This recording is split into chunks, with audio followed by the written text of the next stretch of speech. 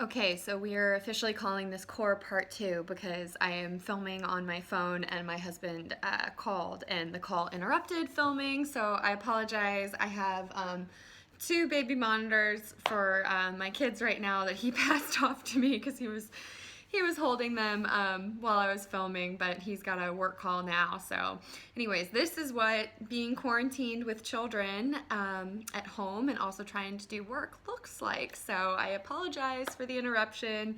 Here we go. We're back to that V-sit with the twist. I'll demonstrate that. Then we'll go over the planks and the back extensions. So here we go.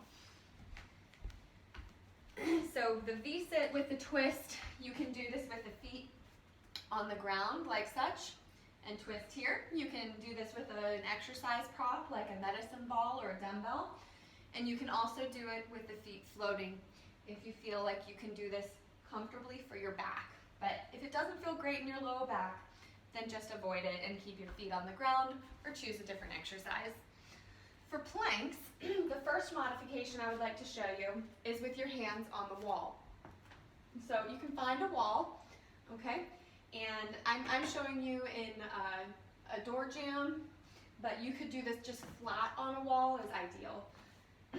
So finding a diagonal angle, hands are out from the shoulders, and just holding here, squeezing isometrically through the core to work.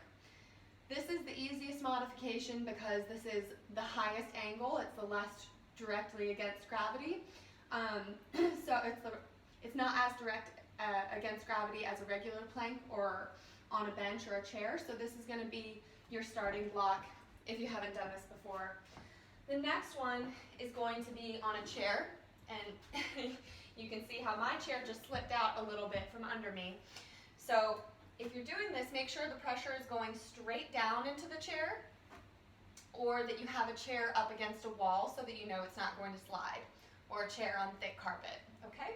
So a diagonal angle here is going to be the next modification.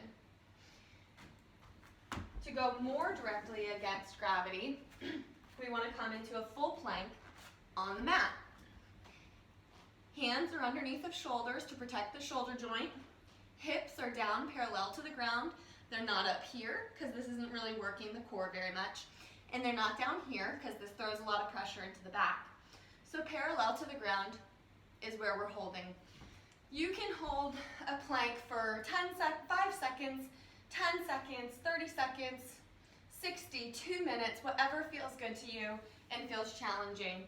If you want to do what I call plank reps, you can start down here in a modified plank. This is also a great modification on your knees if on the toes doesn't feel quite right. You can just do little plank reps here. Lifting the knees, hold 3, 2, 1, and lower. Lifting the knees, 3, 2, 1, and lower. So you could do this for a little while, building up your stamina. You can increase the time on those little reps, whatever it takes to build up to a slightly longer plank. So, next modification, if that doesn't feel great on your wrists, you can come into a forearm plank. Forearms are on the ground, same posture. This is a little trickier, a lot of people find, but it is more comfortable on the wrists. Okay? From there, the next modification is a plank with a leg tuck, tucking one knee in towards the chest, and then the other. Pretty simple, but hard and effective. We can also do a diagonal tuck, like such. Going across, knee to opposite elbow. Okay? Again, if you feel tired in those, simply lower down, take a break.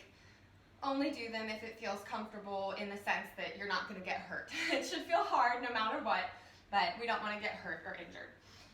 So the next thing is going to be a half cobra. Forearms are going to be on the mat. Press up, looking forward. This is a half cobra, a little baby cobra, some people call it. But it's a nice way to engage the lower back and open up through the chest a little bit. Okay? This is a back extension involving just the upper body. Hands behind the head, squeeze through your glutes, lift up and lower. Inhaling, lift up and lower. It's a very small movement, but it's really effective for working through your QLs in the lower back and up and down the spine. You can get your glutes involved here, squeezing them to help you. So that is the next modification. After the cobra, so long as this feels comfortable and doesn't strain your back, you can bring your palms to sort of the front of your shoulders, just up from your armpits, and you can use them to press all the way up into a full cobra. And now from here, you can also look a little higher as long as that feels good for the neck. A lot of people will find this is a nice stretch. You can even go side to side. You might have heard my neck crack 3 times rapidly just then. So, really nice position for the back. It can be challenging for some who have a history of low back pain, so ease into this position gradually. From there, we can do reps with the full extension. So pressing up, exhale, and inhaling down. Pressing up, exhale, and inhaling down. Now, as we do the reps and we press up with that exhale, release your glutes. So if you're squeezing your glutes to help support your lower back, I want you to try to relax them with that exhale before lowering back down. So lifting up with the glutes squeezed, exhale, let the glutes go, and then repeat. This is also a nice little workout for the arms and the triceps in addition to the lower back. So those are all different modifications for some back extension exercises. That's not even getting involved in lifting and lowering the lower body, the legs, which I could show you a million modifications for that and so many other exercises. But I don't want to go too much longer because I do think that that's a lot of work to get started, but I'm certainly happy to expand on that down the line if anybody is interested, because these are all just, tip of the iceberg with exercises and movements that can be done from home. So I hope you find them effective. Thanks, and sorry again for the core segment getting cut in two. Thanks, guys.